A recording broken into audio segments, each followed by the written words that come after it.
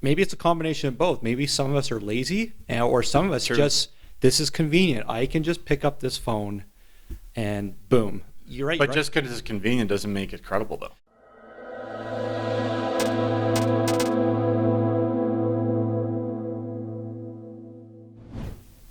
So books, I feel like they're in constant now competition with so many other sources of information. Like books are very well still here. It's not alone now. There's just this information explosion fueled clearly by the internet. And information has not only grown in size, but also resources. But now it seems like how people are getting their information is shifting now. And so why are books important in this age of, social media and information? Well, I think they're important because, just to kind of talk a little bit about social media and kind of the impact it's had on the information that we get. These days, you go on, let's say you go on Facebook, you go on Instagram, you go on TikTok, you go on whatever, go on whatever platform. The information you get, you'll see a little link from a website, or it could be someone's page or a company or whatever, right? And oftentimes you'll just see a little, you'll see a little tidbit of information. You'll see a headline. People see a headline and they react. They just grab they see the little tidbit and they react. It's like it's almost like instant gratification with information nowadays. Like, we just want to see a little, the way that information is being peddled to us is, we just see a little tidbit. We don't see the whole story. And what is a book? Like, I'm not going to lie. Yeah. Like, I'm one of those people where I wake up in the morning, I grab my phone. Yeah. I just want that quick dosage of what's quickly going on in the world. I read the headlines.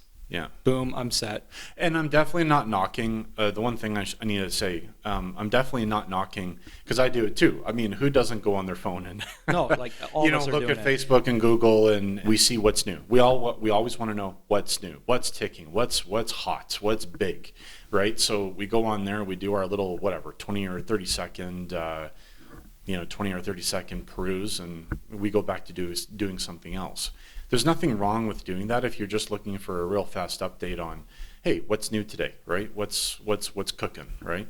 But if you're trying to actually learn about something, you're actually trying to form an opinion about something, the one thing I want to advise against is don't just look at a little title and then just go and react, because that's what a lot of people do on there, is they see a little headline and they react. They don't take the time to stop and think, hey, what are the facts of the situation? Where's the proof of the situation?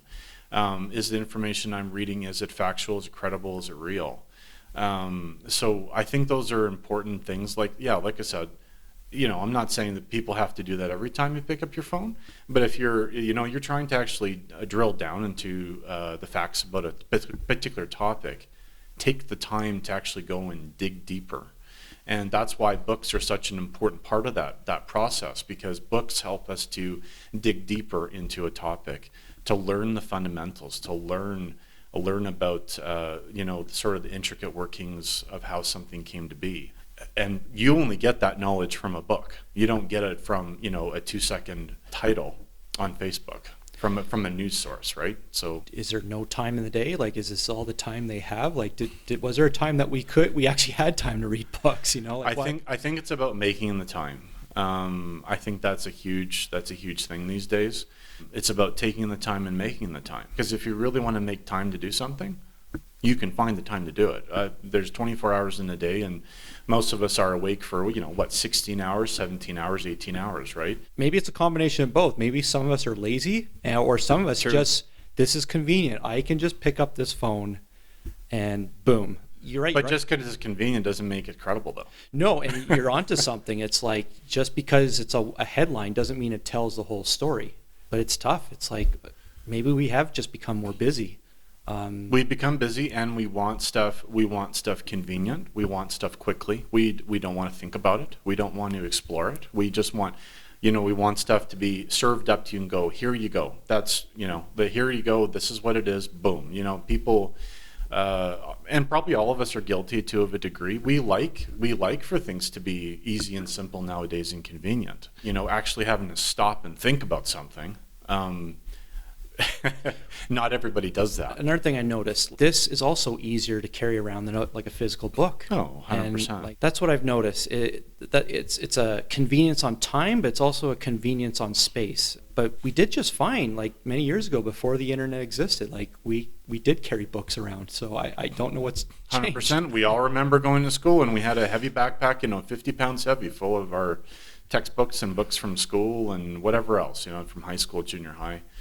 But you can find ways of, and if people don't want to be inconvenienced, right? Because let's face it, right?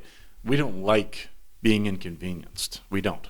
We want to do stuff that is going to sort of going to play into our schedule, right? Our daily schedule, what we're doing.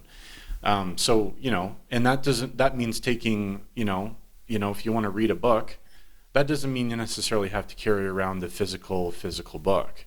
You can put ebooks on your phone. You can download the Kindle app from the store and crack an ebook open on your phone while you're, I don't know, let's say you're going on a walk, you're going on a run. Let's say if you're driving to work in the morning. Obviously you can't pull out a physical book while you're driving. Listen to an audiobook, right? Get an audiobook out there. There's lots of audiobooks being put online.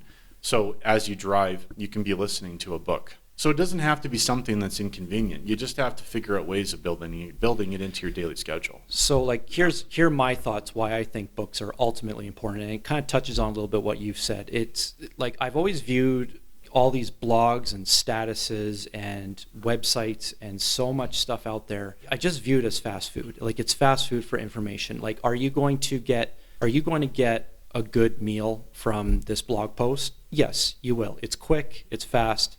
Is it the most fulfilling, like nutritious source of information?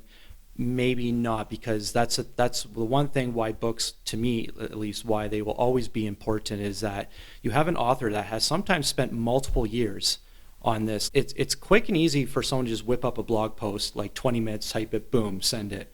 And that's where I feel that this is the fast food part of it. But with a book, it feels like a steak dinner. Someone took the time to really prepare this thing well. They took multiple years, had to do research, not to mention grammar and spelling mistakes, which to this day I still see grammar and spelling mistakes on articles. It's like we're so quick we don't even have time to check our sources. It's pretty impressive how fast people can whip up good articles, but I think if you want a really good meal of information, I think that's why personally I find them to be most important.